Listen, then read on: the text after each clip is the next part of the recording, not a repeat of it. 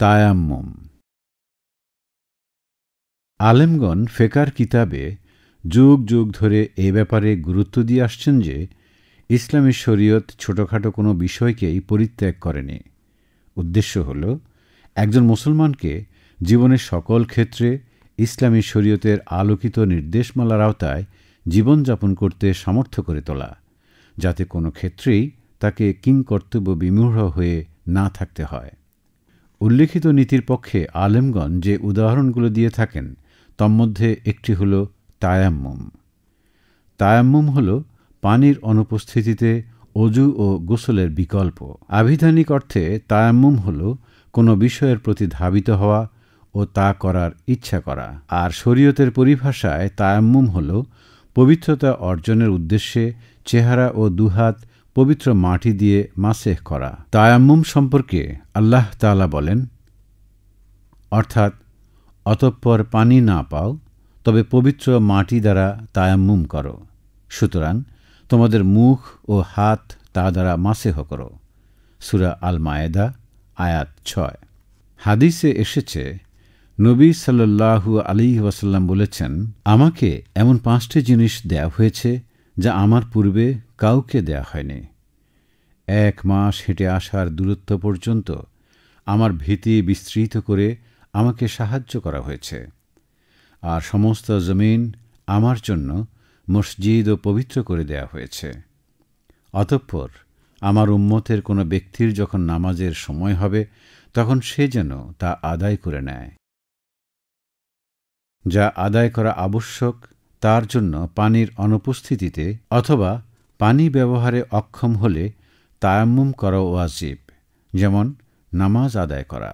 আর যা করা মুস্তাহাব, পানি না পাওয়া গেলে তার জন্য তায়াম্মুম করা মুস্তাহাব, যেমন কোরআন তিলাওয়াত। তায়াম্মুম করা কেবল তখন শুদ্ধ যখন পানি না পাওয়া যায়। আল্লাহ তাআলা বলেন, অতঃপর যদি পানি না পাও তাহলে পবিত্র মাটি দ্বারা তায়াম্মুম করো। সূরা আল মায়েদা আয়াত 6। তবে কেউ যদি যথার্থরূপে পানি তালাশ না করে তবে বলা হবে না যে সে পানি পায়নি। পানি ব্যবহার করতে অক্ষম হলেও তায়াম্মুম করা অনুমোদিত।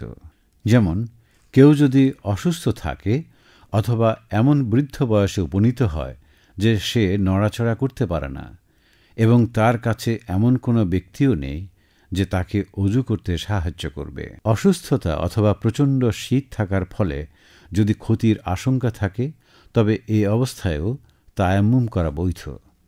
এর প্রমাণ আমর ইবনে আস রাদিয়াল্লাহু তাআলা আনহু যখন প্রচণ্ড ঠান্ডা থাকায় তায়াম্মুম করে তাঁর সাথীদের নিয়ে নামাজ আদায় করলেন, নবী সাল্লাল্লাহু আলাইহি ওয়াসাল্লাম তা স্বীকৃতি দিলেন। পরিশেষে মুসলমান যখন পানি থেকে দূরে থাকে এবং তার সঙ্গে কেবল পান করার জন্য সামান্য পানি থাকে ও অন্য পানি তার পক্ষে উপস্থিত করা সম্ভব না হয়, এমতাবস্থায় অজুর বিকল্প হিসেবেই তায়াম্মুম করা হবে। কেউ যদি তায়াম্মুম করতে বাধ্য হয় তাহলে মাটিতে একবার উভয় হাত মারবে, এরপর ধুলা হালকা করার জন্য দুহাতে ফুঁ দেবে, এরপর দুহাত দিয়ে চেহারা মাসেহ করবে, এরপর উভয় হাতের উপরের অংশে হাত বোলাবে, বাম হাতের পেট দিয়ে ডান হাতের উপরের অংশ এবং ডান হাতের পেট দিয়ে বাম হাতের উপরের অংশ মাসে করবে। তায়াম্মুমের জন্য নিয়ত করা শর্ত, প্রথমে চেহারা এবং পরবর্তীতে হাত, এই ধারাবাহিকতা রক্ষা করাও শর্ত। চেহারা মাসেহ করার পর বিলম্ব না করে হাত মাসে করাও তায়াম্মুম শুদ্ধ হওয়ার জন্য শর্ত। আম্মার রাদিয়াল্লাহু তাআলা আনহু বর্ণনা করেন, রাসূলুল্লাহ সাল্লাল্লাহু আলাইহি ওয়াসাল্লাম তাঁর দুহাত মাটিতে মারলেন, এরপর এতে ফুঁ দিলেন, অতঃপর তা দিয়ে চেহারা ও 2 হাত মাসেহ করলেন। পানি পাওয়া গেলে তায়াম্মুম বাতিল হয়ে যায়। অজু ভঙ্গকারী কোনো কিছু ঘটলেও তায়াম্মুম বাতিল হয়ে যায়, যেমন বায়ু বের হওয়া ইত্যাদি। গোসল ফরজ হয় এমন বিষয় সংগঠিত হলেও তায়াম্মুম বাতিল হয়ে যায়, যেমন স্বপ্নদোষ ইত্যাদি। অনুরূপভাবে যে ওজরের কারণে তায়াম্মুম করা শুদ্ধ তা চলে গেলে তায়াম্মুম বাতিল হয়ে যায়, যেমন অসুস্থতা সেরে যাওয়া। তায়াম্মুমের ক্ষেত্রে আলেমগণ কিছু দিক নির্দেশনা দিয়েছেন। এসবের মধ্যে প্রথমটি হল, পানি ব্যবহারের সুযোগ না থাকলে তায়াম্মুম করে নামাজ পড়া পেশাব পায়খানার চাপের মুখে অজু রক্ষা করে নামাজ পড়ার চেয়ে অনেক উত্তম।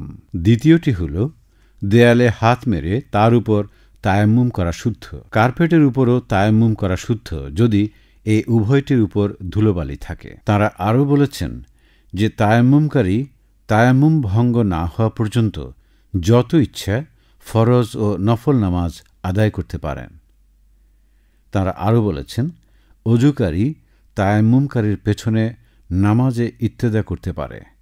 কেননা আমর ইবনে আস রাদিয়াল্লাহু তাআলা আনহু যখন প্রচণ্ড ঠান্ডার কারণে তায়াম্মুম করে তাঁর সাথীদের ইমামতি করেছেন, রাসূলুল্লাহ সাল্লাল্লাহু আলাইহি ওয়াসাল্লাম তা নাকচ করে দেননি। আলেমগণ আরও বলেছেন যে ব্যক্তি তায়াম্মুম করে নামাজ পড়ল অতঃপর সময় চলে যাওয়ার পূর্বেই পানি পেল, তাকে ওই নামাজ পুনরায় পড়তে হবে না। আবু সাঈদ খুদরী রাদিয়াল্লাহু তাআলা আনহু থেকে বর্ণিত, তিনি বলেন, দুই ব্যক্তি সফরে বের হল। পথিমধ্যে নামাজের ওয়াক্ত হল, তবে তাদের সঙ্গে কোনো পানি ছিল না। অতঃপর তারা পবিত্র মাটি দিয়ে তায়াম্মুম করল, নামাজ পড়ল। এরপর নামাজের সময় শেষ হওয়ার পূর্বেই পানি পেয়ে গেল। দুজনের একজন অজু করে পুনরায় নামাজ আদায় করল, পক্ষান্তরে অন্যজন করল না। এরপর উভয়ই রাসূলুল্লাহ সাল্লাল্লাহু আলাইহি ওয়াসাল্লামের কাছে এল। ঘটনার বর্ণনা দিল। যে ব্যক্তি নামাজ পুনরায় পড়েনি তাকে তিনি বললেন, তুমি সুন্নত অনুযায়ী আমল করেছ এবং তোমার নামাজ শুদ্ধ হয়েছে। আর যে অজু করে পুনরায় নামাজ পড়েছে তাকে তিনি বললেন, তোমার সওয়াব দ্বিগুণ হয়েছে। যে ব্যক্তি তায়াম্মুম করল কিন্তু নামাজ আদায়ের পূর্বে বা মাঝখানে পানি পেল, তার উচিত হবে পানি দ্বারা পবিত্রতা অর্জন করা। কেননা রাসূলুল্লাহ সাল্লাল্লাহু আলাইহি ওয়াসাল্লাম বলেছেন, পবিত্র মাটি মুসলমানের পবিত্রতা অর্জনের বস্তু, যদিও সে 10 বছর পর্যন্ত পানি না পায়। আর যদি পানি পায় তবে সে যেন তা তার চামড়ায় স্পর্শ করায়, কেননা এটা তার জন্য উত্তম। মুসলমানকে কোনো কিছুই নামাজ থেকে ফিরিয়ে রাখে না। মুসলমান নামাজকে সুনির্দিষ্ট সময় থেকে পিছিয়েও দেয় না। সে হিসেবে যদি কেউ পানি ব্যবহার করতে অপারগ হয় অথবা পানি না পায়, তাহলে সে তায়াম্মুম করে নেবে। আর যদি তায়াম্মুম করতে অপারগ হয় তবে পবিত্রতা ব্যতীতই নামাজ পড়ে নেবে।